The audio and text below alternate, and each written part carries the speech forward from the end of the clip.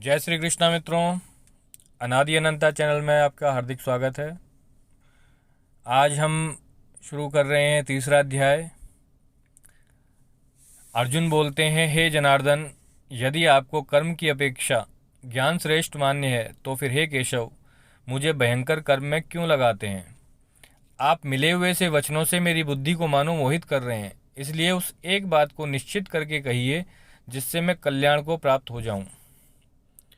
श्री भगवान बोले, हे निष्पाप, इस लोक में दो प्रकार की निष्ठा मेरे द्वारा पहले कही गई है।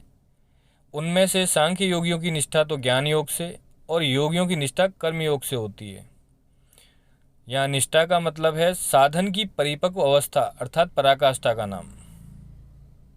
और ज्ञान योग माया से उत्पन्न हुए संपूर्ण गुण ही गुणों में बरतते हैं ऐसे समझकर तथा मन, इंद्रिय और शरीर द्वारा होने वाली संपूर्ण क्रियाओं में कर्तापन के अभिमान से रहित होकर सर्वव्यापी सच्चिदानंद घन परमात्मा में एक ही भाव से स्थित रहने का नाम ज्ञान योग है।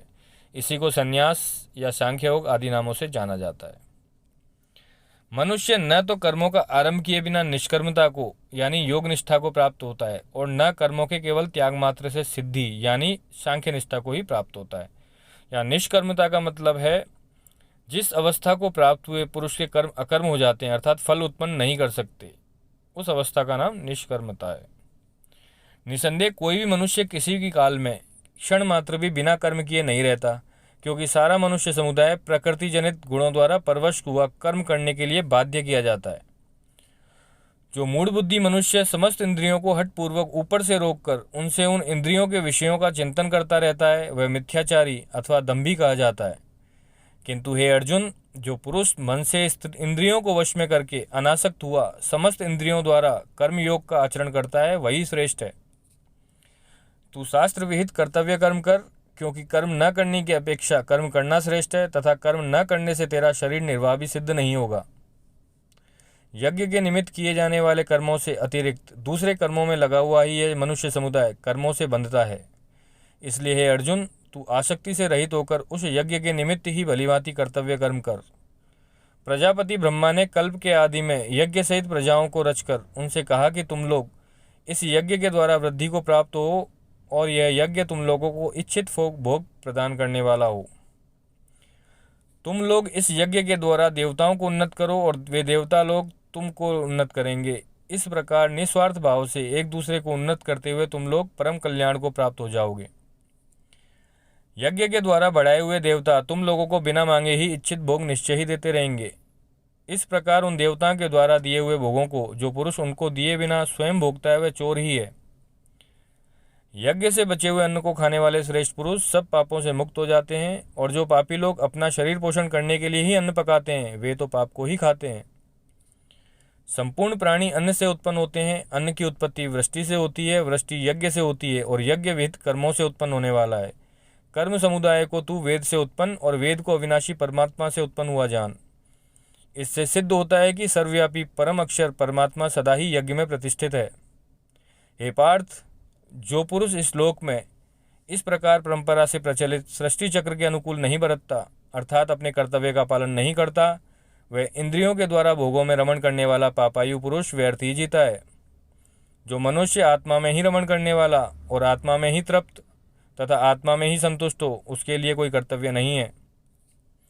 उस महापुरुष का इस विश्व में न तो कर्म करने से कोई प्रयोजन रहता है और न कर्मों के न करने से ही कोई प्रयोजन रहता है, तथा संपूर्ण प्राणियों में भी इसका किंचित मात्र भी स्वार्थ का संबंध नहीं रहता। इसलिए तू निरंतर आसक्ति से रहित होकर सदा कर्तव्य कर्म को भलीभांति करता रहे, क्योंकि आसक्ति से रहित होकर कर्म करता हुआ मनुष्य परमात्मा को प्राप्त हो जाता है।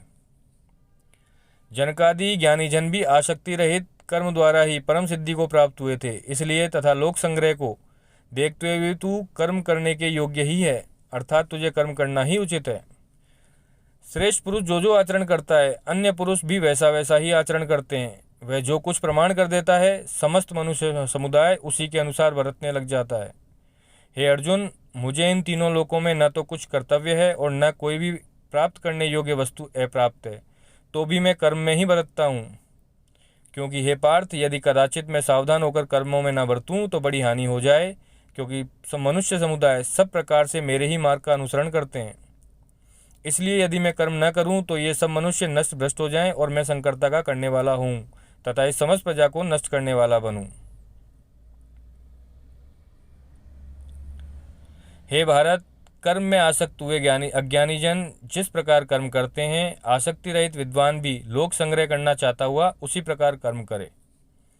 परमात्मा के स्वरूप में अटल स्थित हुए ज्ञानी पुरुष को चाहिए कि वह शास्त्र विहित कर्मों में आसक्ति वाले अज्ञानियों की बुद्धि में भ्रम अर्थात कर्मों में अश्रद्धा उत्पन्न न करे, किंतु स्वयं शास्त्र विहित समस्त कर्म भली भांति करता हुआ उनसे भी वैसे ही करवावे। वास्तव में संपूर्ण कर्म सब प्रकार से प्रकृति के गुणों द्वारा किए जाते हैं, तो भी जिसका अंतःकरण अहंकार से मोहित हो रहा है, ऐसा अज्ञानी मैं करता हूँ ऐसा मानता है।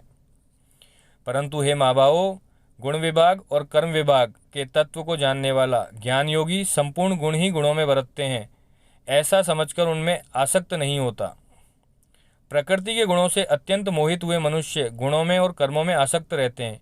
उन पूर्णतया न समझने वाले मंदबुद्धि अज्ञानियों को पूर्णतया जानने वाले ज्ञानी विचलित न करें।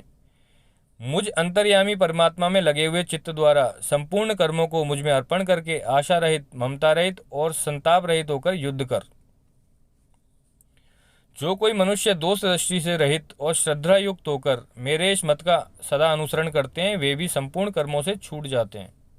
परंतु जो मनुष्य मुझ में दोषारोपण करते हुए मेरे इस मत के अनुसार नहीं चलते हैं, उन मूर्खों को तू संपूर्ण ज्ञानों में मोहित और नष्ट हुए ही समझ। सभी प्राणी प्रकृति को प्राप्त होते हैं अर्थात अपने स्वभाव के परवश हुए कर्म करते हैं। ज्ञानवान भी अपनी प्रकृति के अनुसार चेष्टा करता है, फिर इसमें किसी का हट क्या करेगा। इंद्रिय के अर्थ में अर्थात प्रत्येक इंद्रिय के विषय में राग और द्वेष छिपे हुए स्थित हैं। मनुष्य को उन दोनों के वश में नहीं होना चाहिए, क्योंकि वे दोनों ही इसके कल्याण मार्ग में विघ्न करने वाले महान शत्रु हैं। अच्छी प्रकार आचरण में लाए हुए दूसरे के धर्म से गुण रहित भी अपना धर्म अति उत्तम है। अपने धर्म में तो मरना भी कल्याणकारक है और दूसरे का धर्म भय को देने वाला है। अर्जुन बोले, हे कृष्ण, तो फिर यह मनुष्य स्वयं न चाहता हुआ भी बलात् लगाए हुए की भांति किससे प्रेरित होकर पाप का आचरण करता है। श्री भगवान बोले, रजोगुण से उत्पन्न हुआ यह काम ही क्रोध है। यह बहुत खाने वाला अर्थात भोगों से कभी न अघाने वाला और बड़ा पापी है। इसको ही तू इस विषय में वैरी जान।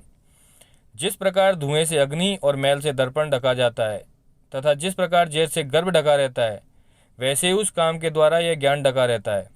और हे अर्जुन, इस अग्नि के समान कभी न पूर्ण होने वाले कामरूप ज्ञानियों के नित्य वैरी के द्वारा मनुष्य का ज्ञान ढका हुआ है।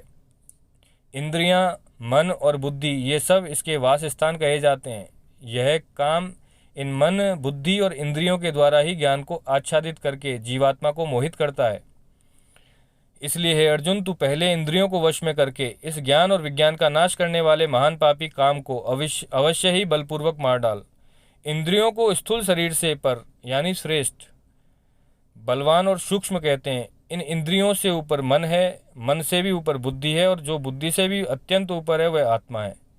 इस प्रकार बुद्धि से पर अर्थात सूक्ष्म, बलवान और अत्यंत श्रेष्ठ आत्मा को जानकर और बुद्धि के द्वारा मन को वश में करके महाबाहो, तो इस कामरूप दुर्जय शत्रु को मार डाल। तीसरा अध्याय यहाँ पूर्ण हुआ। आगे के वीडियो में हम चौथा अध्याय पढ़ेंगे।